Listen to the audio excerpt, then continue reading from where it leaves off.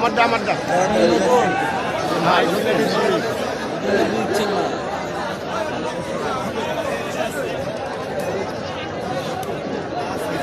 সম্মানিত উপস্থিতি অতি সংক্ষেপে আমাদের মাঝে বক্তব্য নিয়ে আসছেন জনাব মোহাম্মদ সিদ্দিক মুশাররফ হোসেন। জনাব মোহাম্মদ সিদ্দিক মুশাররফ হোসেন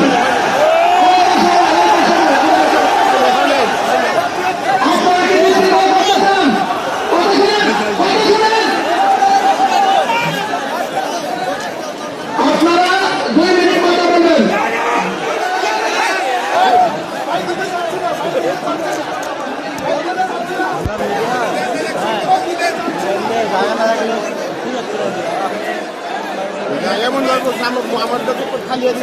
সম্মানিত উপস্থিতি আমাদের অতিথি আপনাদের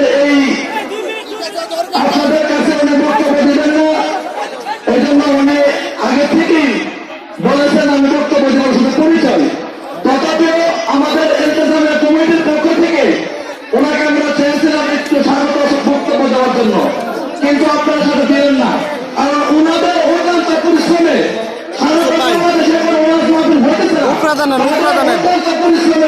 মন্ত্রী সহ সুযোগের মাধ্যমে সুন্দর পরিবেশ করে দিচ্ছে, তাদের যদি একটু কথা একটু সালাম বেরোবে না দেন আপনারা এটা জনগণের হয় বিষয় একটু ভালো হয় না।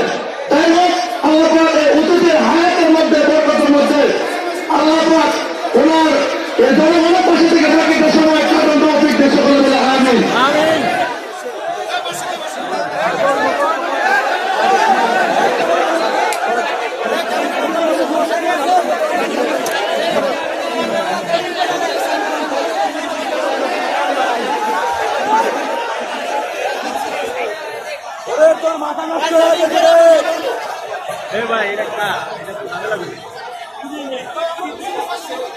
সবাই পিছনে চলে যান, আপনারা সবাই পিছনে চলে যান, সকলে পিছনে চলে যান।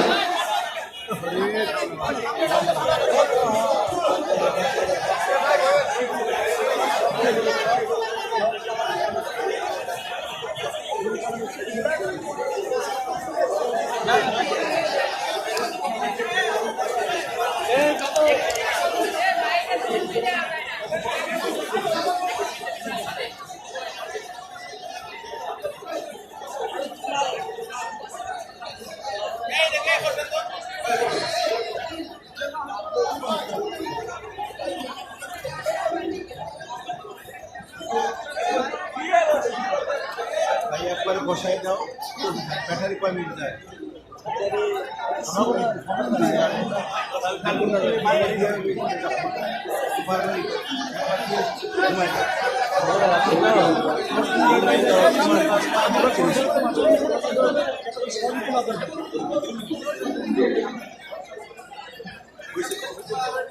বেশি ভালো করলে তো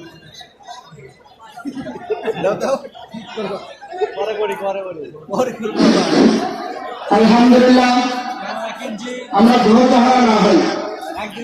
আমাদের সামনে প্রখ্যাত বক্তা আল্লামা তারেক মনোয়ার সাহেব উপবিষ্ট আছেন। তো হযরতের বয়ানের পূর্বে যে মাদ্রাসার উদ্যোগে আজকে মাহফিল, ওই মাদ্রাসার হেফজ বিভাগের একজন ছাত্র গতকালকে বাদ জহর কোরআনুল কারীম 30 পারা খতম করেছেন। আলহামদুলিল্লাহ। এই ছাত্রটিকে আমরা এখন হযরতের বরকতি হাত দিয়ে পাগড়ি প্রদান করব ইনশাআল্লাহ। ছাত্র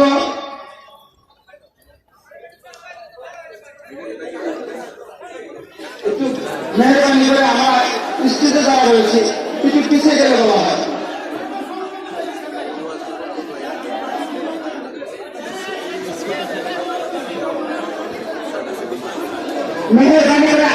মেহরবানি করে এখান থেকে কিছু জায়গা করে দিন, এখান থেকে একটু জায়গা করে দিন, আমাদের পঞ্চায়েত জায়গা করে দিন। এখানে বিদ্যুৎ আছে, মাইকের ছেলে শুভেচ্ছা হচ্ছে, মেহরবানি করে একটু ওদিকে দেন। জি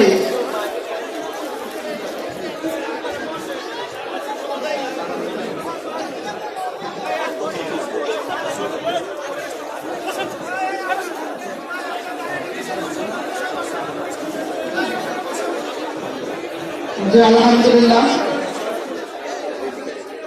এখন যে ছাত্রকে চাকরি দেওয়া হচ্ছে, ছাত্রের গ্রামের বাড়ি কচুরিয়া,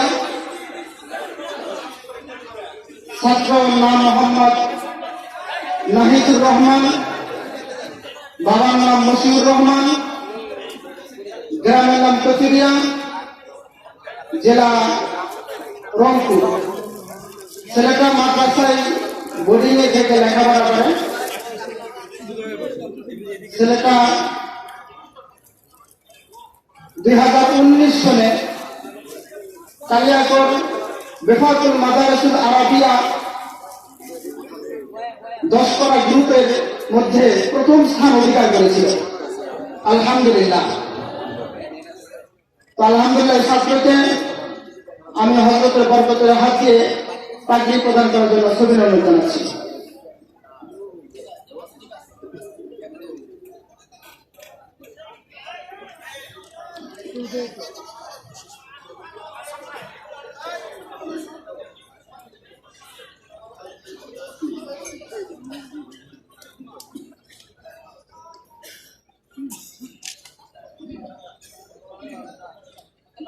জি, এ পর্যায়ে কোরআনুল কারীম থেকে তেলাওয়াত নিয়ে আসছে হাফেজ মোহাম্মদ নাহিদুর রহমান। আসসালামু আলাইকুম ওয়া রাহমাতুল্লাহ। আউযু বিল্লাহি মিনাশ শাইতানির রাজীম। বিসমিল্লাহির রাহমানির রহিম। ওয়া মা লাহুম আল্লা ইউআযিবাহুমুল্লাহু ওয়া হুম ইয়াসুদ্দুনা আনিল মাসজিদিল হারামি ওয়া মা কানু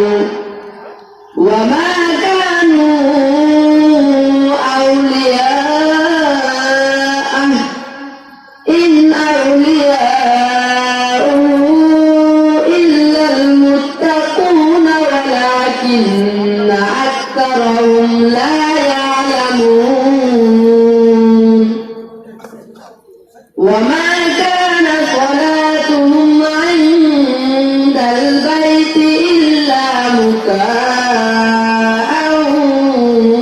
ওয়া তাসদিয়াহ ফাযুকুল আযাবা বিমা কুনতুম তাকফুরুন। সাদাকাল্লাহুল আযীম। আসসালামু আলাইকুম ওয়া রাহমাতুল্লাহ। মাশাআল্লাহ। এবার যে আমাদের মাদ্রাসা পুরা গাজীপুরের মধ্যে ইত্তেহাদুল মাদারিসুল কওমিয়া বাংলাদেশের 11তম কেন্দ্রীয় পরীক্ষায় 2020 ইসাই পরীক্ষায় অংশগ্রহণ করে আমাদের 4 জন ছাত্র ভালো ফলাফল নিয়ে এসেছেন। তার মধ্যে যে ছেলেটাকে এখনই পাঠিয়ে দেওয়া হলো মোহাম্মদ নাহিদুর রহমান 15 পাড়ায় পরীক্ষায় অংশগ্রহণ করেছিল। সে পরীক্ষার মধ্যে A+ পেয়েছে। তার পুরস্কার হযরতের সামনে রাখা হয়েছে। এরপরে 5 পাড়া গ্রুপের মধ্যে যে পরীক্ষা দিয়ে A+ পেয়েছে মোহাম্মদ আবু রায়হান। মোহাম্মদ আবু রায়হান নাজারা গ্রুপে পরীক্ষা দিয়ে আমাদের হাসিবুর রহমান এই ছাত্রটি পুরা গাজীপুরের মধ্যে 12তম স্থান অধিকার করেছে। আলহামদুলিল্লাহ। আমাদের নাজারা বিভাগে আরেকজন A+ পেয়েছে মোহাম্মদ ইউনুস আলী। এদের পুরস্কার সময় স্বল্পতার কারণে হযরতের হাত দেওয়া সম্ভব হচ্ছে না। হযরতের এখানে সামনে উপস্থিত আছে। তো এই পর্যায়ে আমাদের মাদ্রাসার হেফজ বিভাগের ছোট্ট মণি জুনাইদ আল হাবিব 2 থেকে 3 মিনিটের মধ্যে আপনাদের সামনে ইংরেজিতে একটি বক্তব্য উপস্থাপনা করবে। ধৈর্য সহকারে আমাদের এই হেফজ বিভাগের ছাত্র জুনাইদ আল হাবিবকে সংক্ষিপ্ত ইংরেজি বক্তব্য দেওয়ার জন্য সবিনয় অনুরোধ জানাচ্ছি।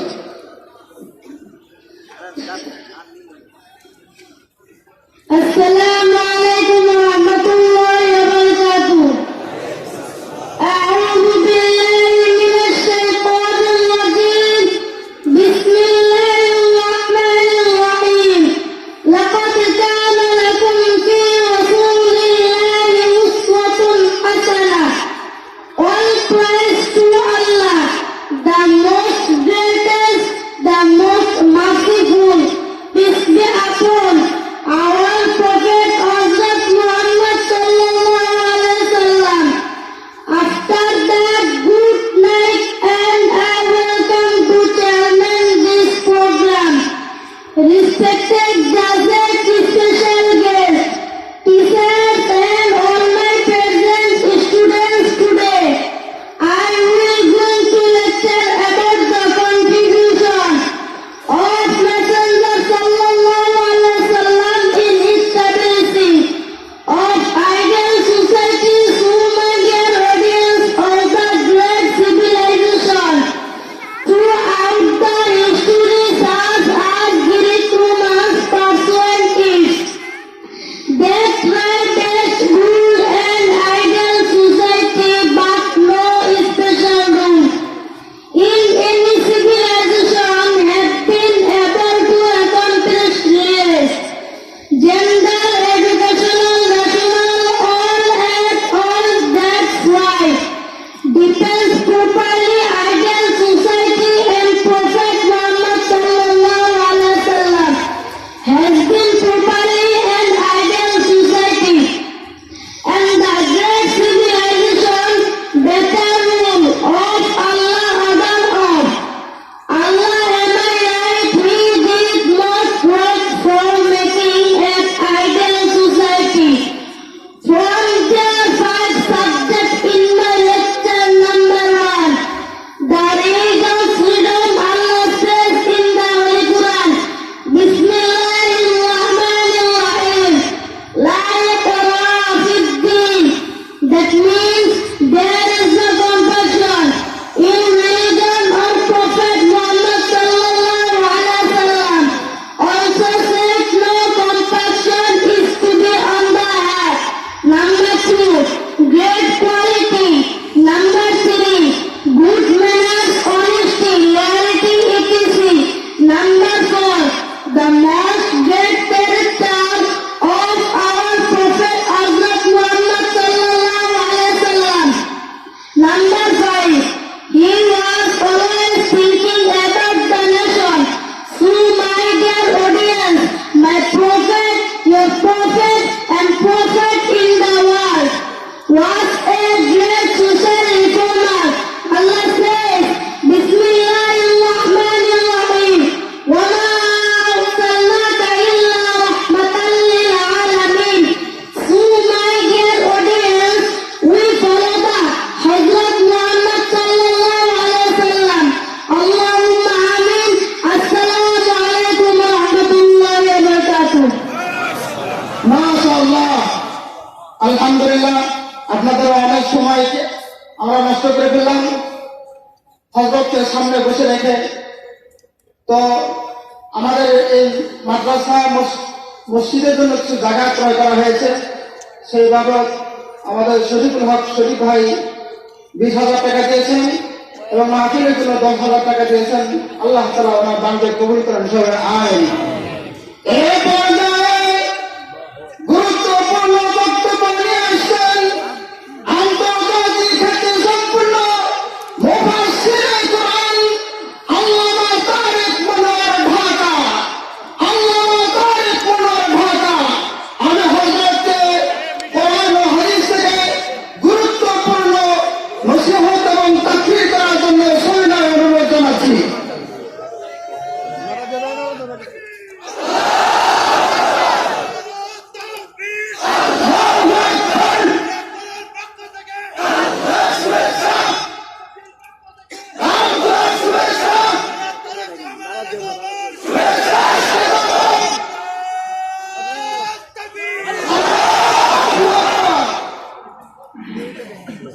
السلام عليكم ورحمة لله نحمده ونستعينه ونستغفره ونؤمن به ونتوكل عليه ونعوذ بالله من شرور أنفسنا ومن سيئات أعمالنا من يهده الله فلا مضل له ومن يضلل فلن تجد له وليا مرشدا ونشهد أن لا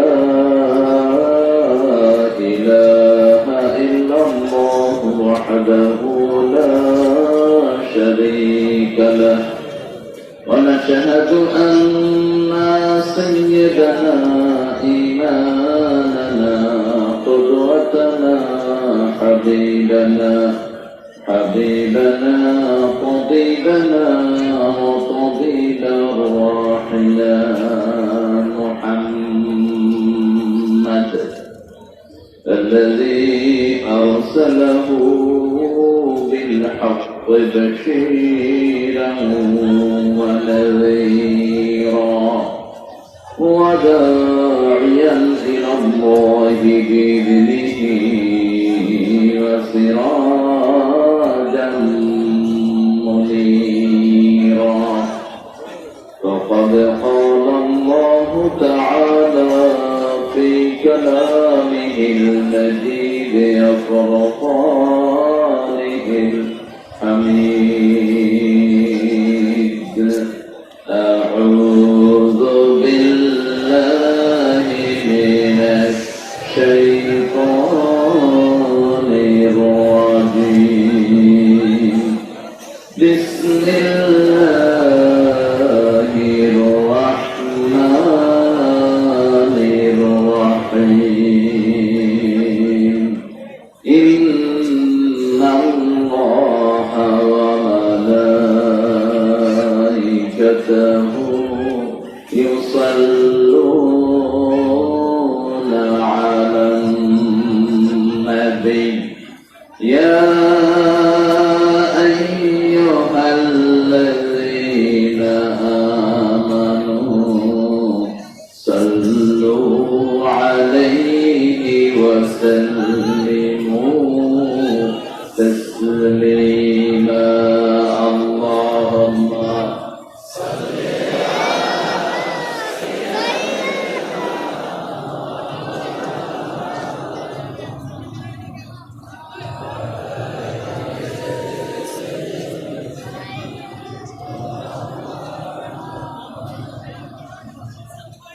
اللهم صل على محمد وعلى آل محمد كما صليت على إبراهيم وعلى آل إبراهيم إنك حميد مجيد اللهم بارك على محمد وعلى آل محمد كما باركت على إبراهيم وعلى آل إبراهيم إنك حميد مجيد প্রশংসাকার সে আল্লাহর জন্য সবাই পড়ছি আলহামদুলিল্লাহ আমরা পড়ছি আল্লাহু আকবার কবীরা আলহামদুলিল্লাহ কাসীরা সুবহানাল্লাহ بكرة وأصيلا سبحان الله وبحمده عدد خلقه ورضا نفسه وزنة عرشه ومداد كلماته لك الحمد بالقرآن لك الحمد بالإسلام لك الحمد بأسمائك هو لك سميت به نفسك لك الحمد يا رب كما ينبغي لجلال وجهك وعظيم سلطانك প্রশংসা করলাম কার? সবখানে প্রশংসা করব কার? খাওয়ার সময়, ঘুমের সময়, কোথাও যাওয়ার সময়, কিছু করার সময়, দিদিকে মারার সময়। আপনারা ভালো হচ্ছেন আলহামদুলিল্লাহ। দিদিকে মারা ইসলামে জায়েজ নেই। যারা বিবি মারে এরা চরিত্রহীন। চরিত্রহীনরাই বিবির গায়ে হাত তোলে। মেয়েদেরকে মারাই জায়েজ নাই। রাসূল বলছেন লা তাসুবুল বানাত ইন্নী আবুল বানাত, হে আমার উম্মতেরা মেয়েদেরকে গালি দিও না, আমি সব মেয়েদের বাপ। গালি দিতেই নিষেধ করেছেন, মারা তো দূরের কথা। কোরআন মানতে রাজি আছেন তো? মানবেন তো কোরআন? মানবেন না জান্নাতে যেতে পারবেন না। কোরআন আপনাকে চিনবে না, আপনি জান্নাতে যেতে পারবেন না। আপনারা কথা বলবেন না। বসে কথা বলতেছেন কেন? বসে দেখছেন তো আর কি।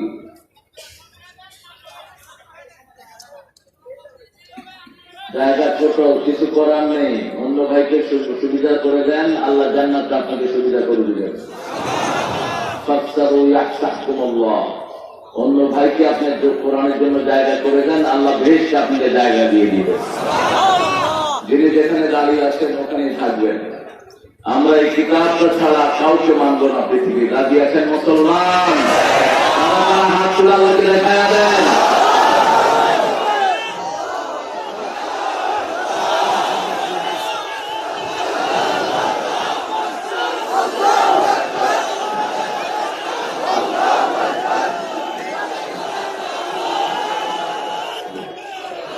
কবুল করুক, বলেন আমিন।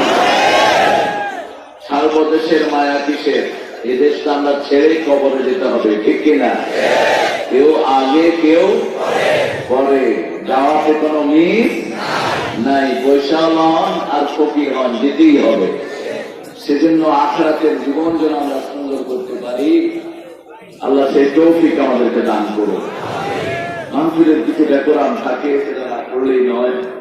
চান্দরা ইকরা নুরানি হাফিজিয়া মাদ্রাসা এতিমখানা হাফেজ ছাত্রদের পাগড়ি প্রদান করা উপলক্ষে আজকের এই মাহফিল উত্তরপাড়া খেলার মাঠ।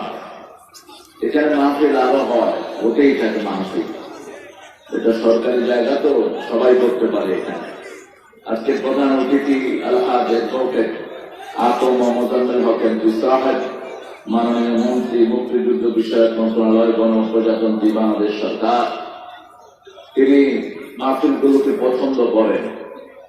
তিনাকে আল্লাহ ইসলামের জন্য কবুল করুন, তিনাকে আল্লাহ কোরআনের উপর থাকা তৌফিক দান করুন। সেই সাথে সকল মন্ত্রী সাহেবদেরকে এবং সকল এমপি, যত নেতা আছেন সরকারি বিরোধী দলীয়, সকলকে আল্লাহ ইসলামের জন্য কবুল করুন। আমার আগে কথা বলেছেন আল্লাহ মুফতি আহমদুল্লাহ সিরাজি সাহেব, দীর্ঘ সময়ের কথা বলেছেন, অত্যন্ত সুন্দর বলেন তিনি। আল্লাহ তার কোরআনের আলোচনাগুলো আমাদেরকে আমল করার তৌফিক দান করে। জনাব মুফতি জাইনুল সাহেব ইব্রাহিম আলাইহিস সালামের জীবনের উপর কথা বলেছেন। নবীদের বিপদ যাদের বেশি আসে, বুঝতে হবে এরা আল্লাহ প্রিয় মানুষ। আল্লাহ প্রিয় মানুষকে বালা দিয়ে পরীক্ষা করেন। নবীরা সবচেয়ে বেশি পরীক্ষার সম্মুখীন হয়েছেন। আল্লাহ আমাদেরকে পরীক্ষা দিয়ে জীবনের গুণাগুলো মাফ করে দেন। অনেক মেহমানের নাম এসেছে ছোট ছোট ভাবে, সবটা পড়া সম্ভব নয়, তবে যতজনের নাম এখানে এসেছে আল্লাহ সবাইকে ইসলামের জন্য কবুল করুন। জনাব মোহাম্মদ রকিব উদ্দিন জওয়ান পৃষ্ঠপোষকতায়, তারপরে জনাব মোহাম্মদ শামসুল আলম সরকার পৃষ্ঠপোষকতায়, জনাব মোহাম্মদ হাজিবুর রহমান হাবিব, প্রফেসর মোহাম্মদ আজিজুল হক সাহেব সার্বিক তত্ত্বাবধানে, জনাব মোহাম্মদ হারিসুজ্জামান হারিস খান সভাপতি অর্থ মাদ্রাসা। হারিস কোথায়? সামনে আসুন। হারিস সভাপতি মাদ্রাসা। হারিসের মুখে গাড়ি দেখতে চাই আমরা। অত্যন্ত বিনয়ী একটা ছেলে, দুই ছেলের বাপ, আরজু এবং আরমান, তার দুই ছেলে যেন কোরআনে হাফেজ হতে পারে, আল্লাহ তৌফিক দান করুন। এখানে আরো অনেক প্রিয় ভাইরা এসেছেন, যারা মোহাম্মদ সুমন রানা। সুমন অত্যন্ত কর্মঠ একটা ছেলে, যারা মোহাম্মদ ফজলুর রহমান। এরপরে এটা মেসার্স তাজিম এন্টারপ্রাইজের পক্ষ থেকে এটা সৌজন্য দেওয়া হয়েছে। আরো আপনারা যারা এসেছেন, এখানে অনেক দামি ওলামা হযরত এসেছেন। আমি যাদের সাথ করতে পারলে ধন্য হতাম। এরকম বড় বড় আলেম ওই এলাকায় আছেন, আলহামদুলিল্লাহ। আছেন সম্মানিত আইমাতুল মাসাজিদ, এসেছেন সম্মানিত স্যাররা, প্রাইমারি হাই স্কুল, কলেজ, ইউনিভার্সিটির স্যাররা এসেছেন। খেটে খাওয়া মানুষ, শ্রমিক, শ্রমজীবী মানুষ, যাদেরকে সবচেয়ে বেশি ভালোবাসতেন মুহাম্মদ রাসূলুল্লাহ সাল্লাল্লাহু আলাইহি ওয়াসাল্লাম। শ্রমিকের ঘাম শুকানোর আগে রাসূল বলেছেন, মজুরি হাতে দিয়ে দাও। মাস না, শরীর থেকে যে ঘাম বের হচ্ছে, এই ঘাম শুকানোর আগে তার মজুরি তার হাতের মধ্যে দাও। যদি না দাও, তোমাদের বিরুদ্ধে আল্লাহ নিজে বাদী হয়ে মামলা দায়ের করবেন। শ্রমিকদের যারা ঠকায়, রাসূল বলছেন, বুখারী বর্ণনা, বুখারী মুসলিম, 3 ব্যক্তির বিরুদ্ধে আল্লাহ নিজে বাদী হবেন। কয় ব্যক্তি? 3। এক ব্যক্তি আল্লাহর নামে কসম করে সেই কসম পূরণ করে না। 2 নাম্বার, শ্রমিককে খাটিয়ে উপযুক্ত পয়সা দেয় না। খাতায় 8 ঘন্টা, পয়সা দেয় 2 ঘন্টা। তো এই আছে, সেই আছে, এই গেছে, সেই গেছে, সব গেছে। এরপরে দেখবা তোমার কিডনিও বিকল হয়ে গেছে। শ্রমিকের পয়সাকে কোন মালিক শান্তিতে থাকতে পারবে না। 3 নাম্বার, যে স্বাধীন ভূমিকে অন্য কোন মানুষের কাছে বিক্রি করে দেয়। এই 3 ব্যক্তির বিরুদ্ধে আল্লাহ নিজে বাদী হবেন। আর যে মামলার বাদী আল্লাহ হবেন, সেই মামলা থেকে বাহির করার ক্ষমতা পৃথিবীর কারো নাই। আল্লাহ আমাদেরকে বুঝার তৌফিক দান করেন। এসেছেন মায়েরা, আমি এসে বলছিলাম মাঠটা খুব ছোট, কারণ এই জন্যই এখন কোরআন সবার দৃষ্টিতে করেছে। পৃথিবীর সবাই ভয় পায় একমাত্র একটা কিতাবকে, সেটার নাম কোরআন। কোরআন এবং কোরআন যেখানেই যাই, কোরআন যেন না আসে। কোরআনের মাহফিল গুলো বন্ধ হয়ে যায় খুব বেশি। কিন্তু এখানে আলহামদুলিল্লাহ, এই যে আমাদের অত্যন্ত প্রিয় হারিস, এরপরে সুমন রানা, তিনি নিজেও কোরআন প্রবন্ধগুলো ভালোবাসেন। তিনি নিজে তত্ত্বাবধান করে এই মাহফিলটা আয়োজন করেছেন। যে মায়েরা এসেছেন, আল্লাহ মায়েদেরকে মাফ করে দেন। হিন্দু সম্প্রদায় অনেক ভাই বোন এখানে থাকেন, আল্লাহ তাদেরকে ইসলামের জন্য কবুল করেন, তাদের দুঃখ দুর্দশা আল্লাহ দূর করে দেন। আমরা এখন কোরআন থেকে কথা শুনবো ইনশাআল্লাহ। কোরআন আপনারা চিনেন তো? হ্যাঁ, কোরআনের সূরা কয়টি? সবচেয়ে বড় সূরা কোনটা? রাসূল দৈনিক কয়টা সূরা পড়তেন? সূরা বাকারা কি পড়তেন? সন্দেহ আছে? রাসূল সাল্লাল্লাহু আলাইহি ওয়াসাল্লাম বলছেন, সূরা বাকারা যে পড়বে সকল প্রকার কল্যাণ তার নসিব হবে। আর যে সূরা বাকারা পড়বে না, সব কল্যাণ থেকে সে দূরে সরে যাবে, সব কল্যাণ থেকে সে বঞ্চিত হয়ে যাবে। দৈনিক কমসে কম 10টা সূরা রেগুলার পড়তেন তিনি, রেগুলার। অন্য সূরা পড়তেন ধরে শোনাবে। উঠে যাচ্ছেন কেন? হ্যাঁ,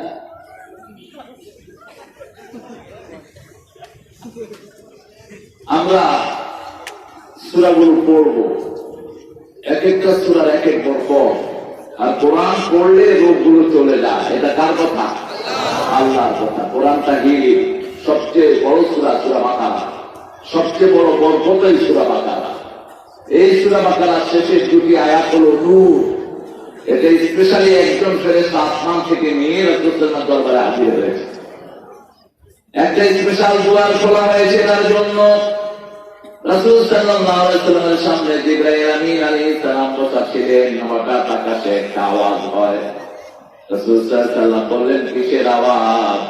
জিবরাইল আমিন আলাইহিস সালাম বললেন, আজকে আকাশে আল্লাহ একটা নতুন দরজা খুলেছেন, নতুন একজন ফেরেশতাকে দুনিয়াতে নাযিল করেছেন, যিনি আর কখনো আসেন নাই। 2টি নূর আপনাকে দেওয়া হয়েছে। একটি হলো সূরা বাকারার শেষ 2টি আয়াত, আর একটি হলো সূরাতুল ফাতিহা। এই দুটি নূর আগে কাউকে দেয়া হয়নি। আমরা যদি এই দুটি নূর তেলাওয়াত করি, এটার ভিতরে আল্লাহ যা যা বলেছেন সেটা আল্লাহ আমাদেরকে দান করে দিবে। বিপদে পড়ে এই দুটি আয়াত আর সূরা ফাতিহা পড়ে। রাসূল বিপদে পড়লে তিনটা সূরাকে বন্ধু করতেন।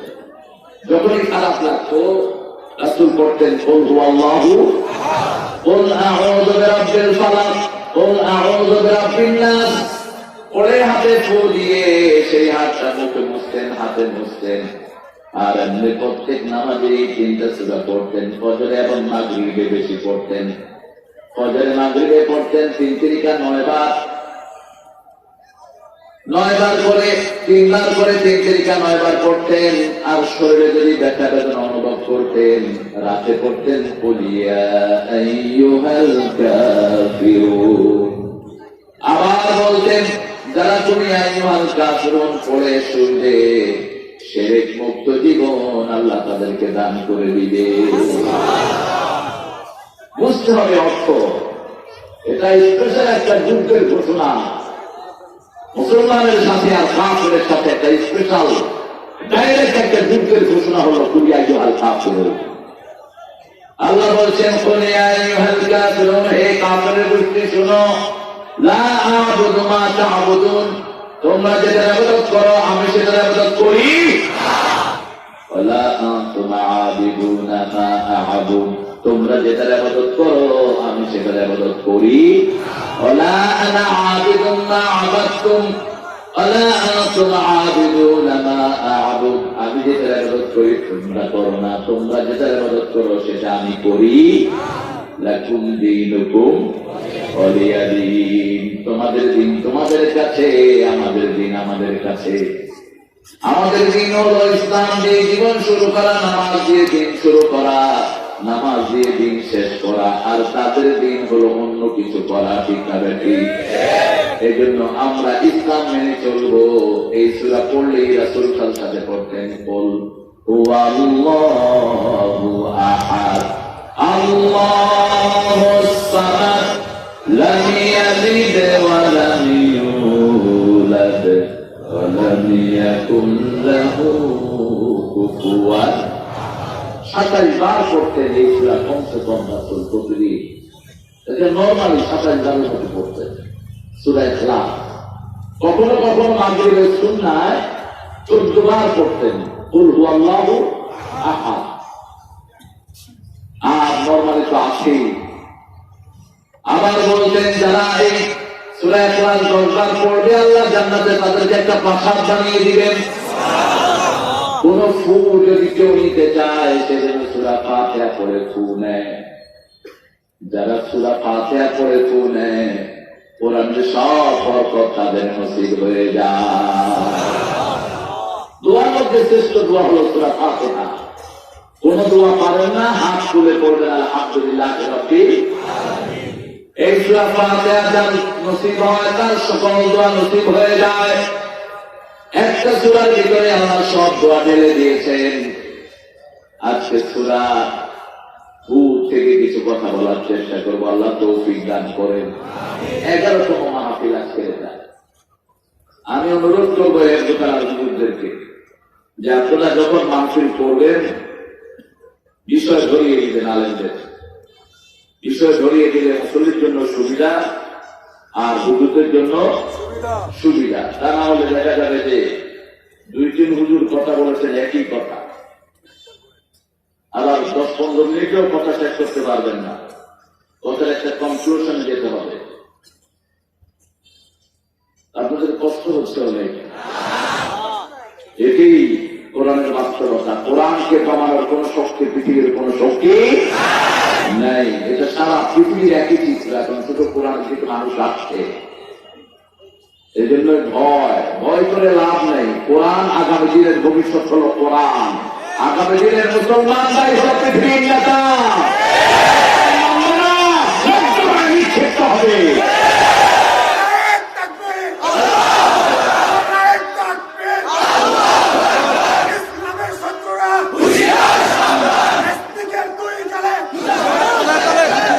এটা বলা যাবে না।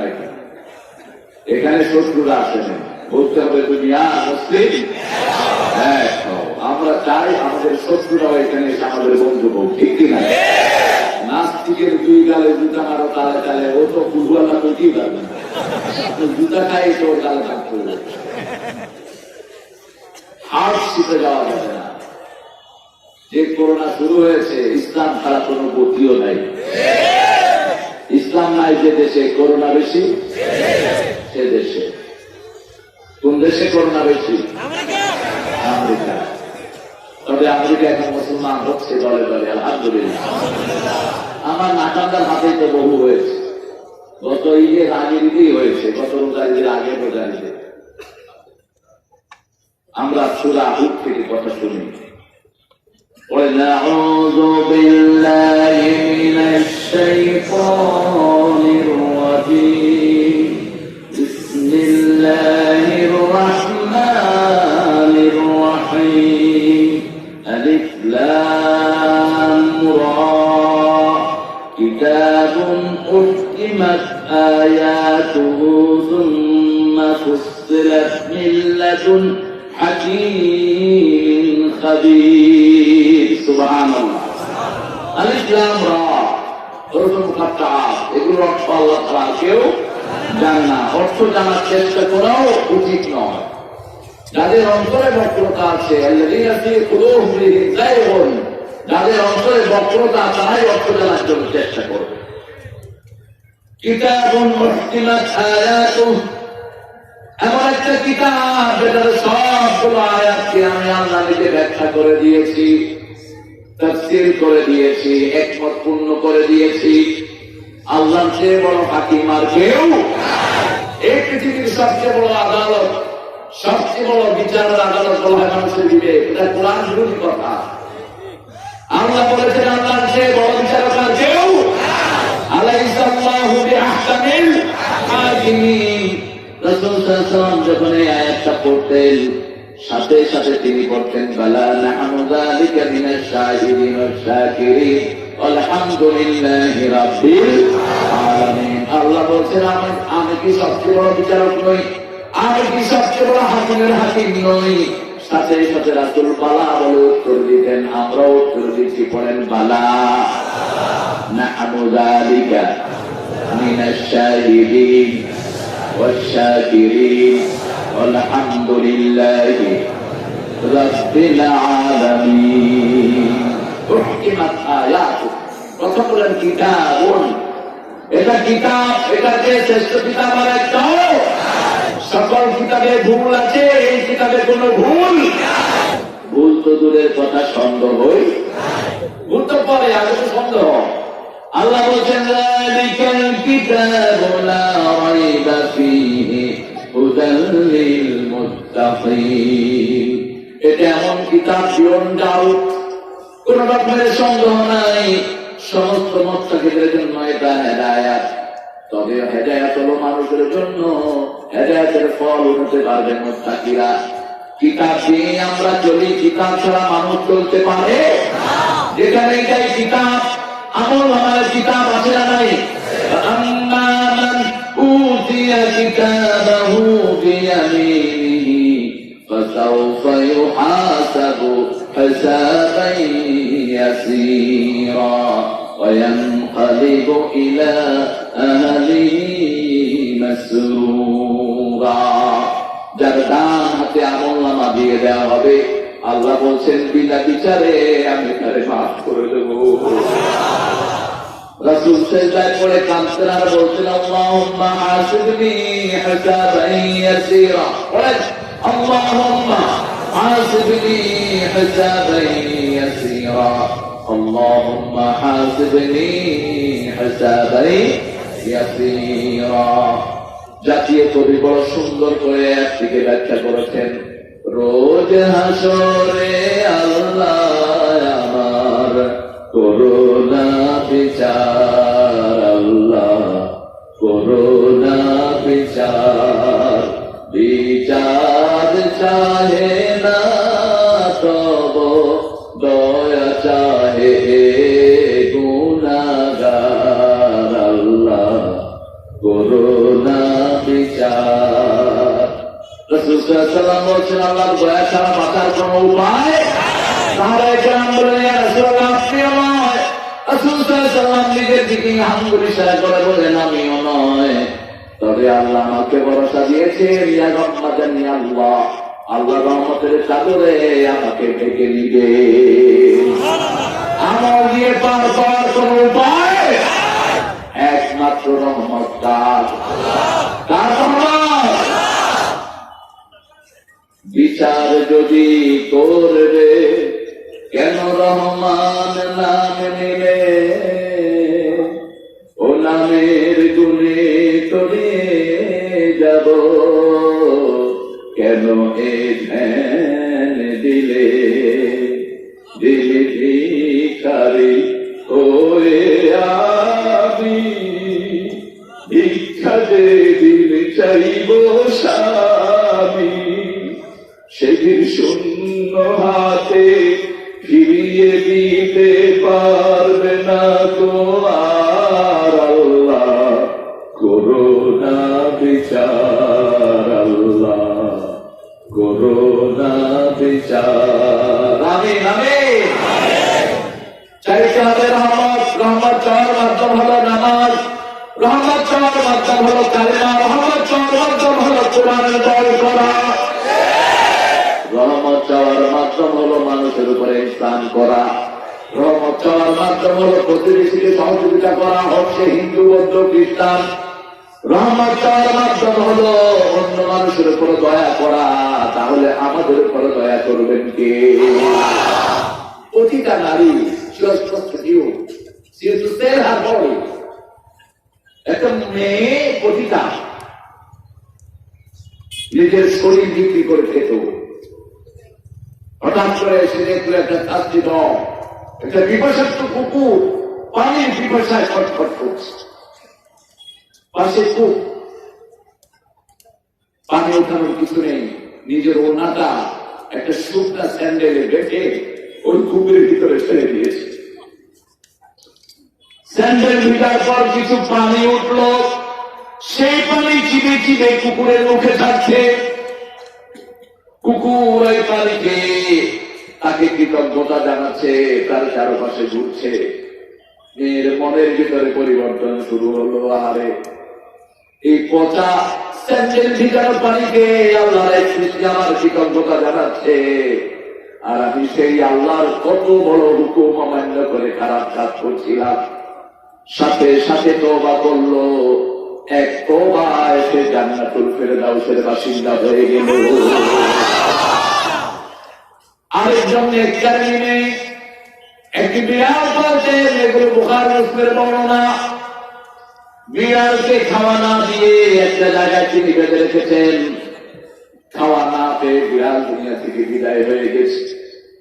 মহিলার মন বিকৃত হয়ে সব কিছু ছেড়ে আল্লাহবিহীন হয়ে মহিলা জাহান্নামী হয়েছে। রাসূল সাল্লাল্লাহু আলাইহি ওয়াসাল্লাম বলছেন ইরহামু মান ফিল আরদ ইয়ারহামুকুম মান ফিস সামা, জমিনের বাসিন্দার উপর রহম করো, আসমানের তোমার উপর রহম করবে। যার বাম হাতে অথবা পিছন থেকে আমলনামা দেয়া হবে, সে মৃত্যুকে ডাকবে, আম্মা মান উতিয়া কিতাবাহু ওয়ারাআ যাহরিহি ফাসাউফা ইয়াদউ সুবুরা ইন্নাহু কানা ফি আহলিহি মাসরুরা। পিছন থেকে যার আমলনামা দেয়া হবে, বেনামাজি মানুষকে ঠকিয়েছে, মানুষের বিরুদ্ধে চূড়া মামলা মিথ্যা মামলা দিয়েছেন, মানুষকে বিভিন্ন ভাবে কষ্ট দিয়েছে, মানুষের বুকে তার মনে একটু ঘামায়নি, মানুষের কষ্ট দেখে আরো ঠাট্টা করেছে, বিদ্রুপ করেছে, শ্রমিকের অধিকার আত্মসাৎ করেছে, নিজের বিবির মোহরানার পয়সা মেরে খেয়েছে, যৌতুকের দায়ে মেয়েকে ঘর ছাড়া করেছে, সিগারেটের আগুন পুড়িয়েছে মেয়ের শরীরে, এরকম ডাকাত নাই। এই সবগুলো বাম হাতে আমলনামা পাবে। কোন হাত? কোন হাত? সরকারি ব্যাংকের টাকা যারা লুট করেছে সবগুলো বাম হাতে আমলনামা পাবে। দেশের টাকা যদি সঠিক বন্টন হতো, বাংলাদেশে কোনো গরিব থাকতো না। এগুলোর জায়গা হবে জাহান্নাম। কারণ এখন কোন সরকারি চাকরির বেতন কম নয়।